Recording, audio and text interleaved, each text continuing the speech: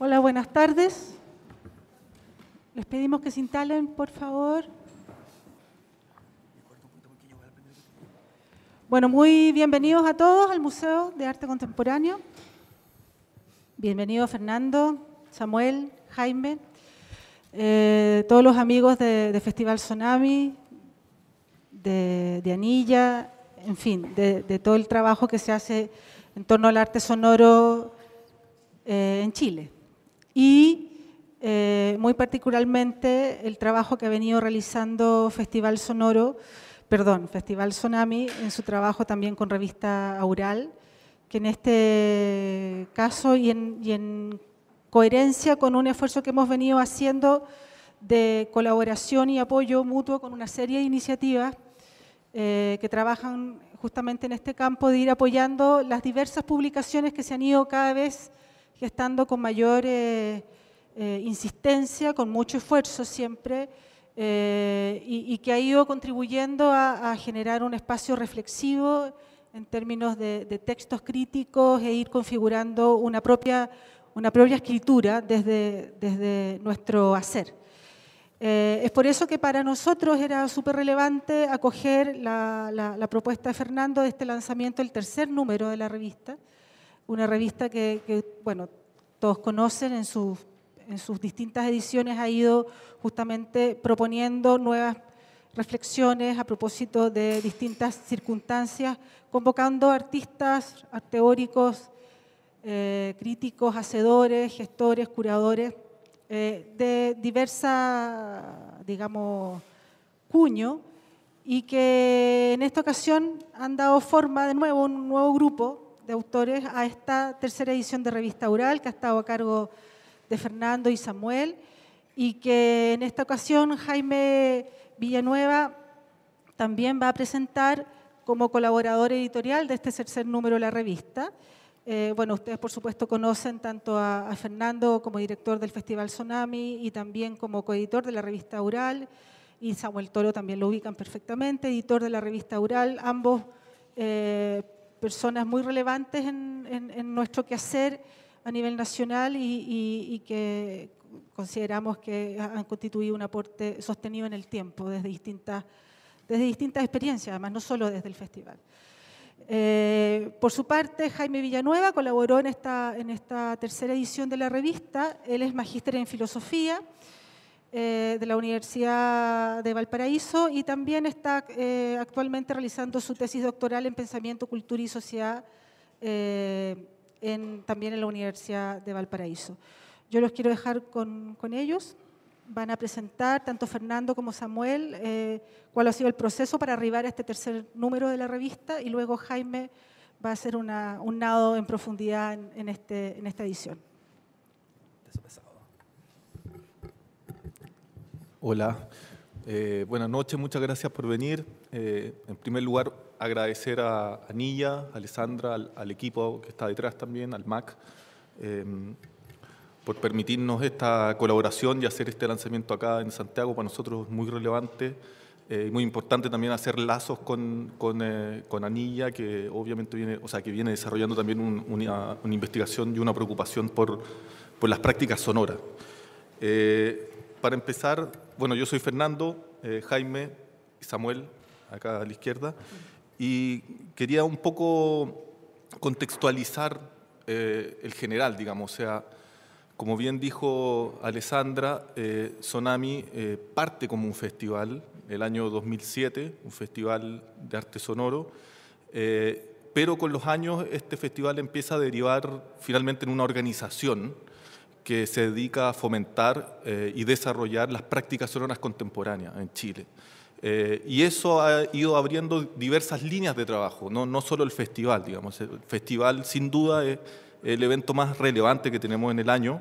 Se ha hecho de manera ininterrumpida desde el 2007, ya vamos en la 11ª versión este año, pero hemos logrado ir levantando también otros proyectos, y un proyecto muy relevante es lo que tiene que ver con lo editorial, ¿no? Con la reflexión, con el pensar estas prácticas que son bastante nuevas por lo demás, son prácticas que por lo general no hay mucho espacio, ya sea académico o no académicos, donde poder pensar un poco acerca de lo que se está haciendo, digamos, en términos de prácticas sonoras. Entonces, Aural surge el año 2013 como proyecto, como propuesta de Samuel, de levantar este proyecto editorial en torno al arte sonoro. Y eso de alguna manera empezó a configurar toda una línea de trabajo en torno a eso, digamos, que se ha ido expresando no solo en la revista, también en otros tipos de publicaciones. Por ejemplo, los catálogos que se han generado a partir de las experiencias del festival, que ya llevamos 2 catálogos y estamos en la elaboración de una memoria ahora, una memoria de los últimos 10 años de trabajo. Pero también otras áreas de trabajo, como por ejemplo un sello, que empezamos el año pasado también, que también tiene que ver de alguna manera con estas prácticas editoriales, ¿no? Pero desde otro formato, y que tiene ya 3 discos, tenemos ya 3 discos editados, uno del Ensamble Majamama que se va a presentar terminando esta presentación, va a haber un concierto de Ensamble Majamama que está ahí atrás, y que ha sido uno de los agrupaciones que hemos logrado editar, digamos, que editamos un disco de Majamama el año pasado. Entonces, de alguna manera estas líneas se van entrecruzando, se van combinando, van generando relaciones. También tenemos un proyecto que tiene que ver con archivo, que es, no sé si conocen, una plataforma que se llama audiomapa.org, que también es un proyecto que sale de la organización y que básicamente es un archivo de paisaje sonoro de Chile y Latinoamérica. Y también viene un poco a vincularse con esto, ¿no? O sea, con la idea de pensar un poco estas prácticas. O sea, Tsunami es algo muy concreto, muy práctico, un festival, pero tiene esta dimensión también. Eso es lo que este ejercicio intenta aportar, ¿no? Como un poco pensar, reflexionar, tratar de configurar todas estas prácticas que son muy nuevas, como digo, y especialmente desde una mirada de Latinoamérica, que me parece que es súper importante también. Cómo configuramos, cómo articulamos todos estos haceres con el sonido desde una identidad propia, digamos, latinoamericana, ¿no? Sin intentar replicar algo que está ocurriendo en Europa, porque si bien viene de allá el arte sonoro, cómo lo apropiamos y cómo lo desarrollamos desde acá, ¿no? En nuestro caso desde la ciudad de Valparaíso y también con acciones que hemos hecho en otros lugares, incluido Santiago. Quería brevemente mencionar que también, bueno, esta es la 3ª revista. La primera revista tenía como título Sonoridad y Poder. La segunda revista, el título era Geografías Audibles, y esta 3ª, Antropologías de la Escucha. La primera, claro, tenía un poco, el título bastante concreto, ¿no? Esta relación entre sonido y poder. La segunda era más bien la pregunta por el paisaje, desde la auralidad, ¿qué es el paisaje desde la auralidad? Y esta 3ª tiene más que ver con la pregunta que de cierta manera está vinculada con la segunda, sobre la escucha, ¿no? ¿Qué es la escucha? ¿Cómo se configura? ¿Cómo los distintos...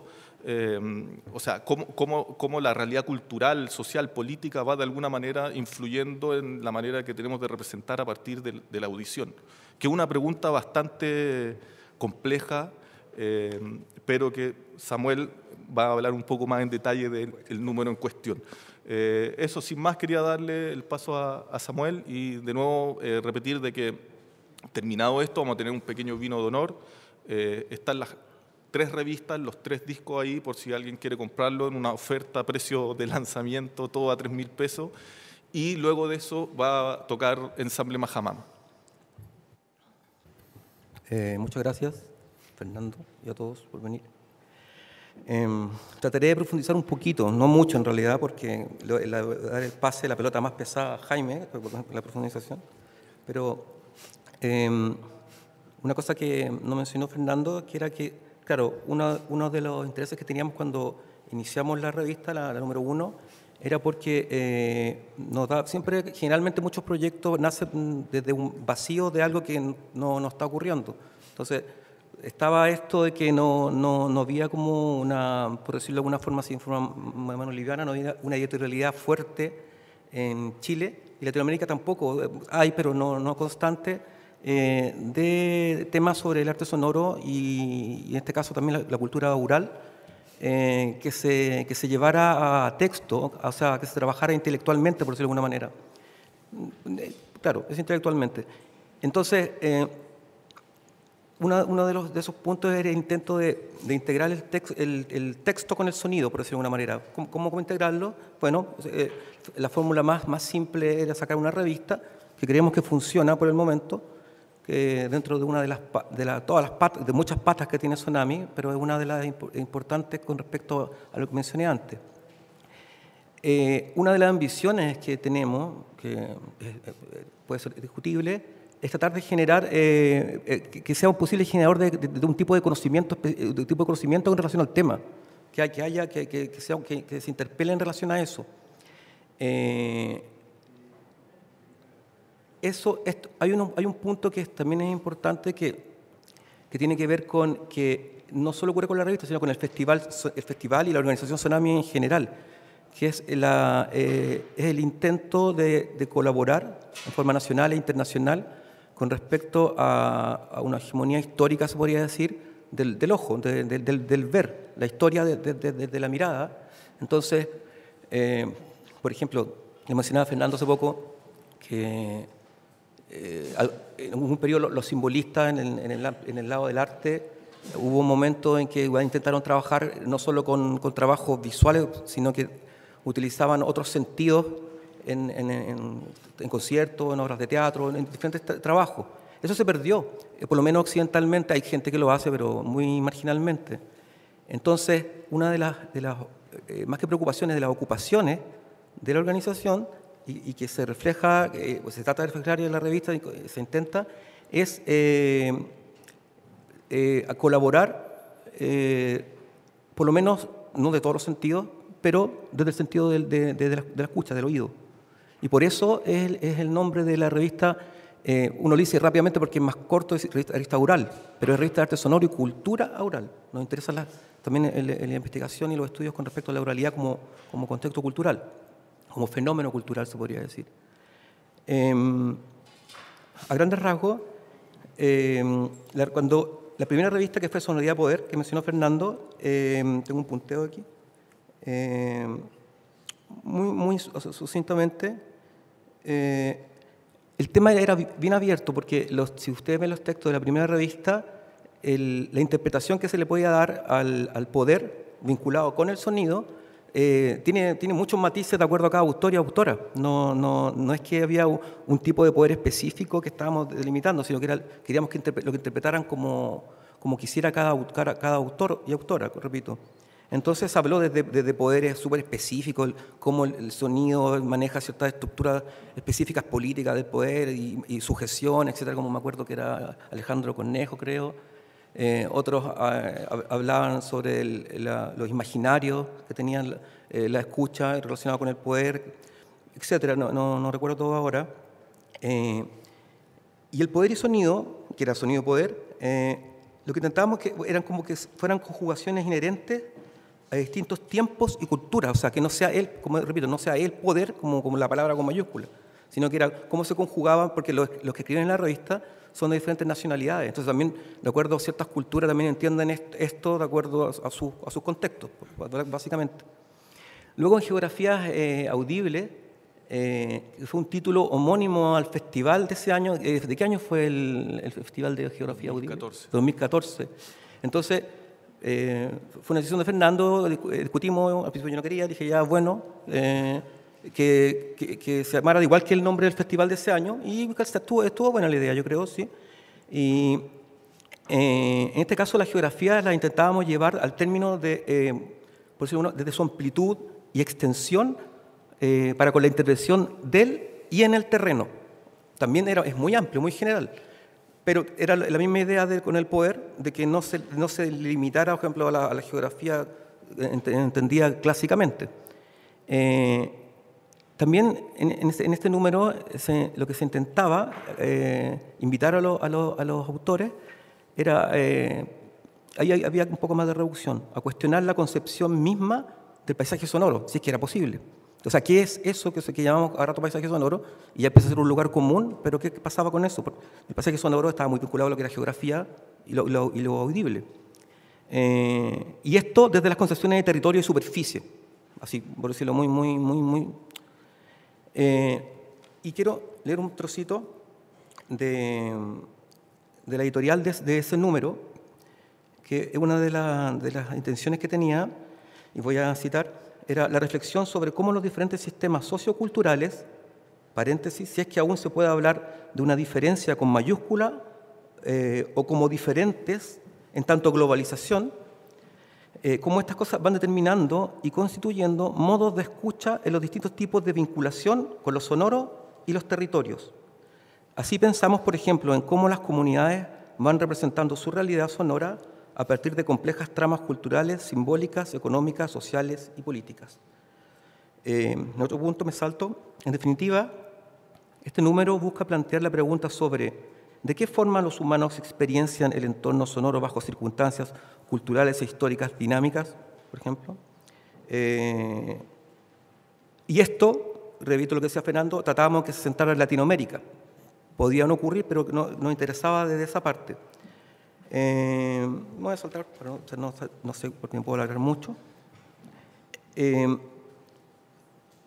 Otro aspecto que encuentro, para ir ya en la parte declinante del término de lo que estoy hablando, la revista es una especie de híbrido entre académico y no académico, porque en principio el interés no es que fuera una revista académica, tiene bastante libertad en muchos aspectos, pero sí tiene ciertas exigencias que se vinculan y se parecen a la academia, entonces está como un intermedio. Es importante mencionar eso porque la parte que no es académica también es para que tenga mayor acceso a mayor público posible, que le interesen que empiece a interesar estos temas o que aumente el interés por estos temas y que no sean textos demasiado académicos que pueden que no se entienda absolutamente nada, cuando una persona puede ser, no peyorativamente, pero más neófito en ciertas cosas con respecto al tema. Y la parte que tiene un poco de academia es para darle también un espesor también más denso, que tiene que ver con también con mínimas exigencias a veces formales, las citaciones, también cierta calidad de texto, pero con cierta flexibilidad. En el último número, que es el que estamos lanzando, que es la antropología de la escucha,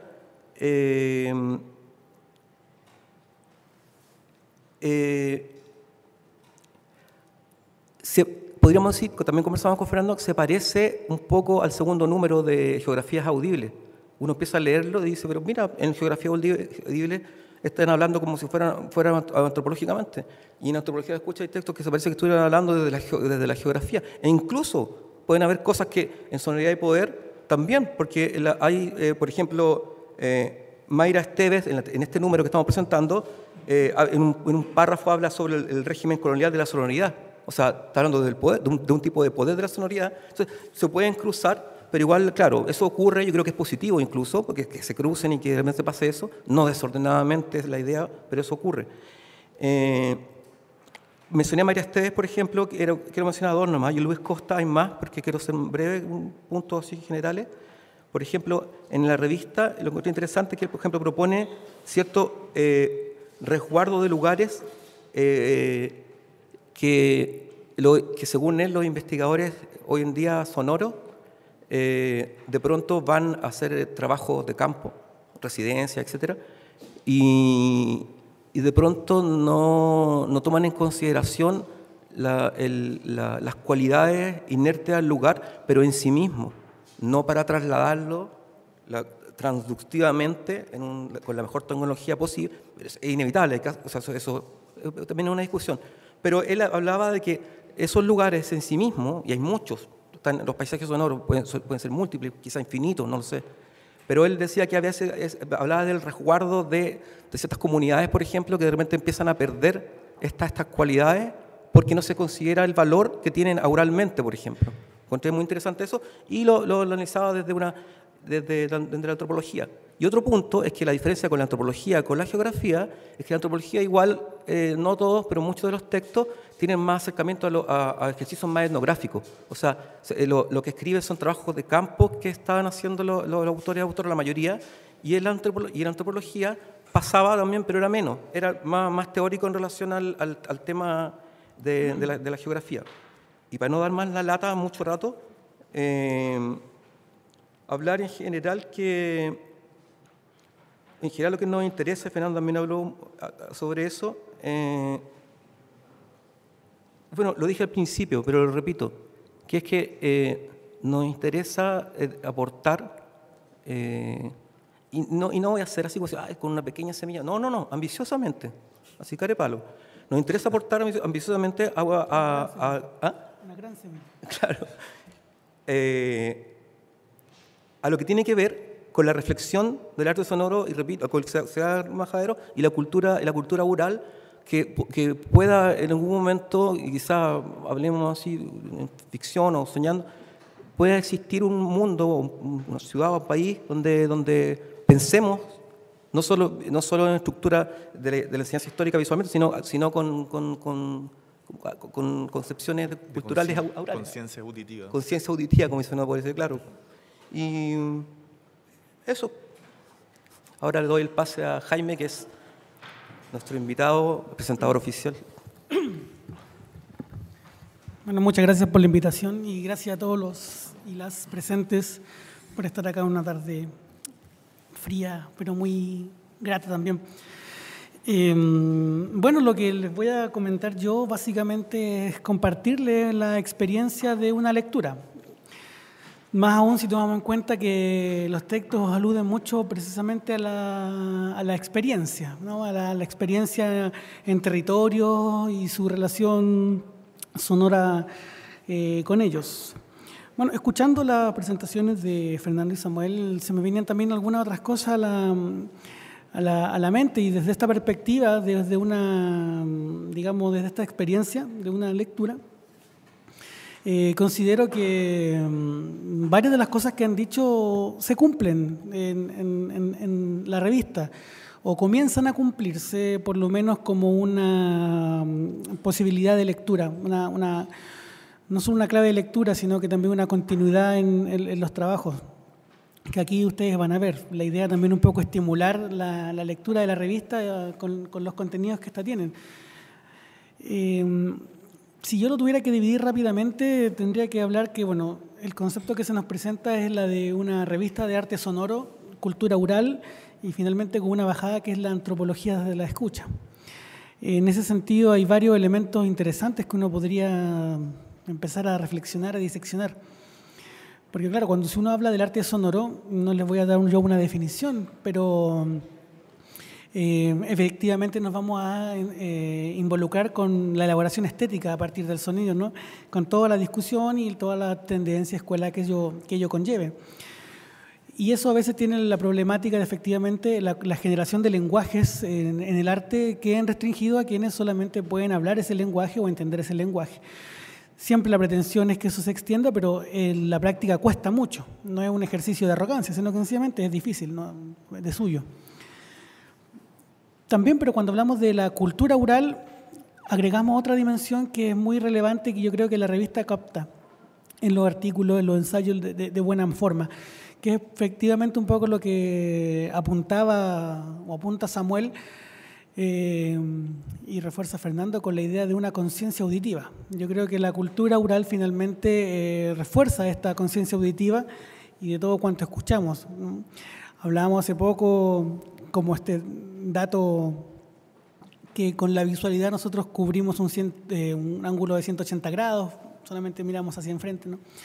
Pero con la audición cubrimos toda una esfera, 360 grados, arriba, abajo, al costado, y como dice Samuel me decía, y tampoco no tiene un centro, un eje, ¿no? Entonces ahí nosotros podemos encontrar muchas cosas, podemos incluso generar modos interesantes de comprensión del entorno que devienen finalmente en modos de razonamiento, o podrían humildemente devenir en modos de razonamiento a partir de esta visión, que es la que ya empieza a tener puntos con lo que es la antropología de la escucha.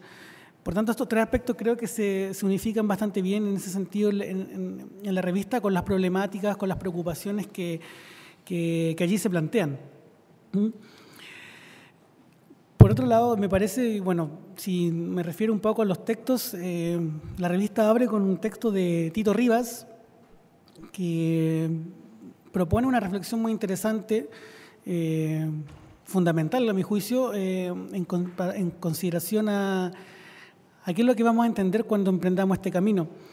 Y una de las cosas que uno puede entender también de estas sonoridades, finalmente, es una construcción de discurso, un poco apoyado en la idea de Foucault y de algunos otros que efectivamente tienen que ver más con la posmodernidad y con la disolución de los discursos hegemónicos o relatos, los megarrelatos. El sonido deviene también una forma discursiva y el sonido dice algo, ¿no? Entonces también tenemos esta idea de qué queremos escuchar. Si uno, por ejemplo, ve una película y cómo está tratado el sonido en una película, bueno, el sonido de una película de Hollywood especialmente, vamos a tener que entender que es el discurso del poder expresado en el sonido. También se expresa en imágenes, se expresa en los textos, en la narrativa, en la diégesis, una serie de cosas. Por hablar de un tipo de obra, la cinematográfica. Pero también tenemos otras posibilidades. Pero ahí nosotros tenemos la posibilidad de ir entendiendo algunas cosas antropológicamente. En la lectura que voy haciendo yo, por lo menos planteo así para la discusión, es que yo encuentro muchos de aspectos que finalmente se podrían considerar contrahegemónicos en la lectura.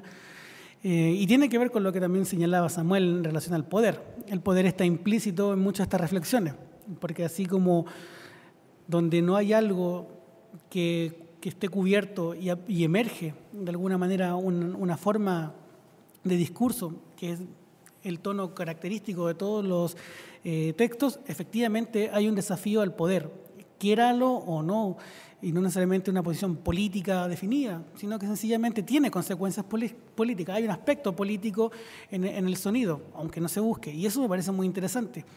Ahí es donde yo creo que una revista como Aural es un aporte, porque nos ayuda a dar esa discusión y a comprender esa parte de la problemática, de las tensiones, de los nudos que se generan ahí.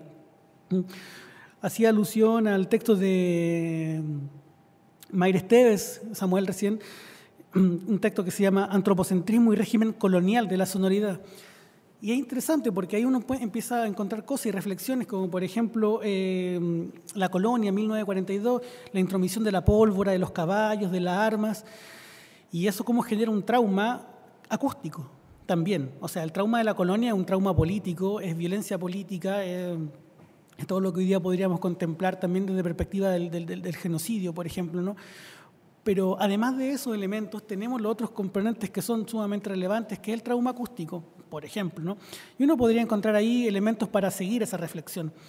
De ahí también que la antropología de la escucha nos pueda servir incluso para entender otros elementos, ¿no? Por ejemplo, se han hecho ejercicios con el bombardeo de la moneda, cosas por el estilo, ¿no? Y ahí también hay una identificación que es característica. Los sonidos del terror, los sonidos del poder, los sonidos, en este caso, como señala Mayra Esteves, de la colonia, ¿no? También hace una analogía, por ejemplo, cuando en Guantánamo se tortura con altos decibeles, ¿no? Por ejemplo, o sea, hay unas dimensiones que uno podría entrar a discutir. Solamente estoy tomando elementos para que los vayamos poniendo en contexto y en consideración, que van a ir permitiendo comprender este modo, que yo lo denomino así, que es como un modo también de razonar, un modo específico, muchas veces, o a veces no tan específico también, es cierto. Algo que destaca otro texto, otro de los ensayos interesantes de Leandro Pisano, el pasaje del tiempo, Passage di Tempo, no sé si yo no hablo italiano, así que no entro así. Pero claro, tiene que ver con la generación de herramientas críticas que permitan valorar los flujos del espacio-tiempo y cómo esas cosas se pueden ir conservando o perdiendo según cómo se inscriben en el territorio. Una reflexión interesante que hay en el texto de Pisano tiene que ver con alguien que se ubica, se sitúa en un territorio rural y atiende a la escucha. Y en ese territorio rural, que generalmente está mirado y está descrito y está prescrito por una mirada urbana, finalmente lo que consigue es un diseño estático y en algunos casos incluso la exotización de lo rural como lo exótico, como lo pintoresco, lo folclórico, lo neofolclórico cuando mucho. ¿Por qué? Porque también ahí hay un diseño de entender lo rural y en este caso la reflexión que él hace es cómo se diseña este sonido. y cómo podemos atender sonidos rurales que, si los contemplamos, podríamos estar descubriendo algunas cosas. Sonidos que ya no existen, que ya no existen porque los modos de producir ese sonido ya no existen, por tanto, ese sonido ya no existe. Pero él, a partir de los vestigios sonoros de lo que va quedando, se puede reconstruir esa ruta discursiva sonora, ¿no? Es una propuesta ahí. Entonces hay un elemento interesante y volvemos a esta mirada antropológica. Ya no tan, bueno, se han dado cuenta, no estoy hablando necesariamente desde el arte. El arte efectivamente es la capacidad, y voy a insistir en esto, y ustedes podrán disentir conmigo, los que no lo estimen así, que va a tener, claro, que ver con la elaboración estética, pero evidentemente esto tiene una dimensión que, no voy a decir va más allá, porque puede sonar como peyorativo con la dimensión estética. La dimensión estética puede ser la que vaya más allá, eso no lo tengo tan claro, pero sí es otro aspecto. Es otro componente que hay que atender y que tiene elementos relevantes. Entonces, este cuestionamiento finalmente deviene en un cuestionamiento semántico, por lo menos el de Pisano, es decir, cómo se construye un campo semántico a partir de los vestigios de campos que no tenemos anteriormente.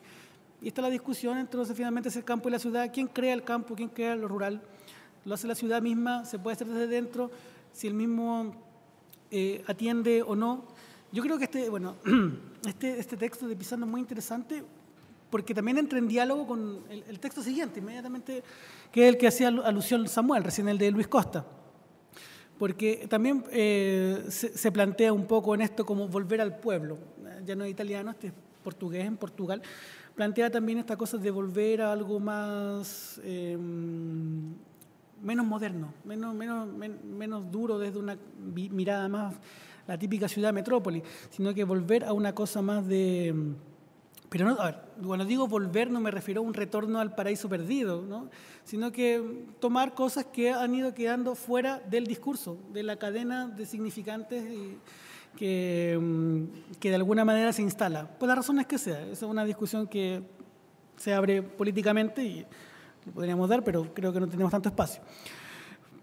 Entonces, claro, ahí Luis Costa, hay una frase que yo noté porque la encontré muy buena, y finalmente él dice, una grabación es un sistema de decisiones.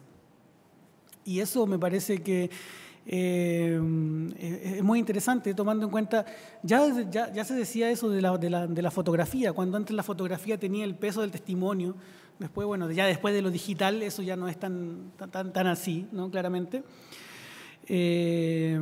Porque, claro, la fotografía también puede decir lo que queremos que digas, debe depender cómo enfoquemos, qué enfocamos, el ángulo, la distancia, etcétera, ¿no? Y con la grabación lo mismo. Entonces, esta experiencia que nos comentaba Samuel recién, de alguien que va a un lugar, que intenta a lo mejor tomar los elementos de ese lugar para llevarlos después a otro, ya sea al muestrario, al museo, a la universidad, a la televisión, al documental, etcétera. También es un proceso que hay que tener autoconciencia. Luis Costa dice algo muy interesante con respecto a, efectivamente, una actividad que puede ser alguien que hace el registro sonoro, ya sea más bien una perspectiva culturística oral o una perspectiva artística, estética, que tiene que ver con que este escuchador in between, como él mismo lo dice, es siempre una percepción individual y que es profundamente inestable y que arriesga constantemente el error, es propenso al error. Esto no es una declaración meramente performativa, de decir, bueno, estamos propensos al error, esto es inestable, esto es intuitivo, lo vamos descubriendo. No, es una cosa efectivamente que él intenta poner en el sistema de decisiones. ¿Qué quiere decir entonces aquí? El in-between, el inestable, el propenso al error, este sistema de decisiones, que no hay que casarse necesariamente con los discursos oficiales. Y por sobre todo, cuidado también con que este investigador, pongámoslo así, o artista, qué sé yo, se transforme también en un generador de discurso oficial. Un discurso oficial de sí mismo, un discurso oficial particular, personal, privado, único, pero oficial al fin y al cabo, en la medida que no deje contemplado el espacio a que esto tiene limitaciones. Si no es consciente de sus limitaciones, podrá ser un replicador de los discursos, incluso del poder. Incluso sin tomar conciencia a lo mejor de qué intereses puede estar llegando a servir sin quererlo, ¿no? Ese texto es muy bueno, me gustó mucho. Otro texto que es bastante interesante, Es bastante interesante también no sé, como que se da una licencia de pensar, y esto me gustó mucho. Yo le decía a Samuel en un minuto cuando revisábamos el texto, él me dijo, ¿puedes revisar muchos textos? Y yo le dije, sí, puedo revisar algunos, y leí varios, creo que todos, ¿no? O sea, toda la revista. Y había uno que me decía, mira, este no es muy académico, yo sé que tú estás en la universidad, entonces, bueno, va a aplicar una mirada muy academicista probablemente. Sí, inevitable tener ese guiño, ese tic. Pero este me llamó poderosamente o interesantemente la atención por la frescura que tenía. Era comparar la orquesta, las tropas y los perros. Y el texto se llama así, orquesta, tropa y perros. No sé, parecía un cuento, ¿no? Un relato más bien literario, narrativo. Pero no, es una reflexión donde finalmente él sitúa la orquesta y la reseña bastante bien la orquesta, ¿no? Incluso alude que cómo la orquesta es motivante de cultura, de hecho de proyectos, inversiones, plata estatales para orquestas juveniles, cosas por el estilo, y una apuesta por un tipo de construcción sonora, una elaboración, una proyección, etc. Y él lo relaciona finalmente, claro, con algo que podría ser un poco obvio, pero que finalmente igual interesante en contraste con los demás, que es esta voluntad moderna de la educación. Es decir, enseñarle a los que no saben algo para aprender y con eso ilustrar. Entonces esta cosa como de la cultura, de la música, como también un ejercicio racional, intelectual, académico y de saber. Entonces, por ejemplo, sacar de la pobreza o sacar del círculo de la pobreza por lo menos a alguien a partir de aprender un instrumento e insertarlo en una orquesta juvenil, por ejemplo. Es un elemento que es lateral en todo caso, pero a mí me llama la atención porque efectivamente va al centro de lo que finalmente constituye una voluntad de discurso, de sonido en este caso. Por otro lado, toma el caso de las tropas, que tienen que ver estas con elementos más de pueblo originario, más de folclore en algunos casos, que tienen que ver como estas tipo laquitas, cosas por el estilo, ¿no? que generan su sonido, generan su cultura, y lo relaciona finalmente con la ecología cultural de un lugar, ¿ya? Y asociada más al territorio, a diferencia de la orquesta que es transnacional, ¿no? Para luego llegar a los perros y tener una reflexión en torno a esta cosa como, se dice, deja que los perros ladren, ¿no? Esa frase como, deja que los perros ladren, que señal que avanzamos. Bueno, hay una cosa con el sonido, ¿no? Que se interpreta el sonido de alguna manera en ese texto, ¿no? Interesante.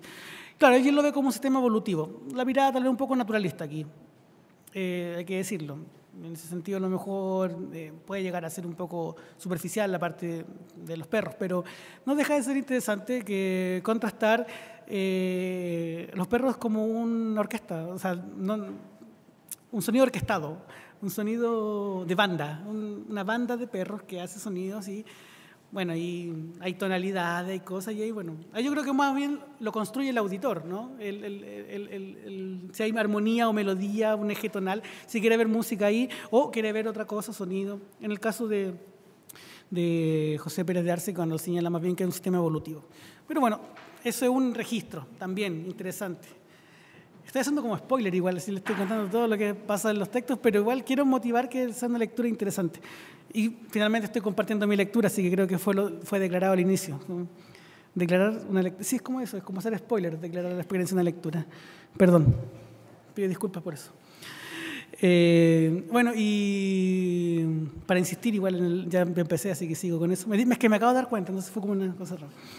Y Jimena Alarcón también, que tiene un texto muy interesante hacia el final de los ensayos. Luego viene la entrevista, a las que no me referiré porque eso es un poco más conceptual y es, bueno, es un diálogo ya entre especialistas que yo no domino tampoco, por lo menos en la especialidad de ellos. Y lo otro son las reseñas que también cuentan un poco la experiencia de gente que ha visitado lugares. El de Jimena Alarcón me llama mucho la atención desde el punto de vista de la escucha de la contradicción. Ella alude a la escucha de la contradicción en el metro de México. Esto es, bajo la tierra, escucha porosa de la modernidad o de una en el metro. El metro de México, que es un metro que transporta mucha gente, que es muy grande, que tiene en este caso, siguen representando la premodernidad a la posmodernidad sin haber sido nunca moderna. y tenemos este sonido de metales tecnológicos, puertas que se abren, voces automatizadas, van en un canasto y hacen sonido, eventualmente un perrito, cosas por el estilo, y que tienen que inferir un diseño sonoro. Y por debajo es otro, es un sonido poroso, que desde arriba también se escucha. Bueno, todo esto me parece que constituye en incorporar todos estos elementos, ¿no? Hay unas buenas lecturas, yo las recomiendo completamente, porque están muy buenas. Iba a decir otra cosa, pero Samuel me desconcentró. No, que en relación finalmente todo esto para ir llevándolo a un elemento de que cómo también nosotros podemos utilizar, aunque suene funcional, lo arriesgo, el sonido para encontrar nuevas cosas donde no las estamos viendo, pero sí las podemos estar escuchando. Así que lo dejo ahí, no sé si... Eso, ¿no? Está bien, a los tiempos, creo. No. Gracias. Muy cortito. Es que se me olvidó dar los agradecimientos a los colaboradores editoriales que ayudaron mucho, colaboraron muchísimo. Uno es Jaime Villanueva, que está aquí, María Anduesa, Romina Davos, Claudia Cerda, Gustavo Celedón, Carolina Benavente. Por la presentación. No sé si alguien quiere hacer alguna consulta, alguna duda. Este es el momento. Cualquier cosa, ¿no? Samuel quiere hacer una pregunta. ¿No quería hacer una pregunta? ¿No? Agregar que el streaming está disponible para poder revisarlo después en youtube.com/anillaculturalmac, si alguien quiere volver a ver la presentación. Y no sé si hay alguien que quiera comentar o preguntar. ¿El título? Bueno, estamos ahí discutiéndolo, pero ya tenemos más o menos las direcciones y probablemente va a tener que ver con prácticas de apropiación tecnológica en Latinoamérica, a partir de prácticas de apropiación sonora, digamos, que es un tema que no hemos tratado en ninguna revista, las tecnologías, cómo se insertan en todas estas dinámicas. Pero está recién cocinándose, ni siquiera cocinándose. Ahora, la idea, idealmente la revista tiene como más o menos una frecuencia como de año y medio. Esta se demoró un poco más. Esta salió 2 años después de la última, pero idealmente haremos todo lo posible porque el 2018, digamos, es la número 4.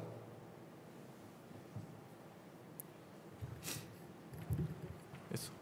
Bueno. Agradecerles de nuevo la presencia, de nuevo a Jaime por la presentación, a Alessandra, al equipo de Anilla, al MAC, y invitarlos ahora a un vino de honor, ahí afuera, vamos a hacer un pequeño vino, allá está la mesita con las revistas, con los discos, el que se entusiasma, el que no ha comprado, está todo a 3.000, y después de eso va a tocar Ensamble Majamama, así que por favor no se vayan. Tomémonos el vinito y volvemos a ingresar para escuchar a Majamama. Gracias. Gracias.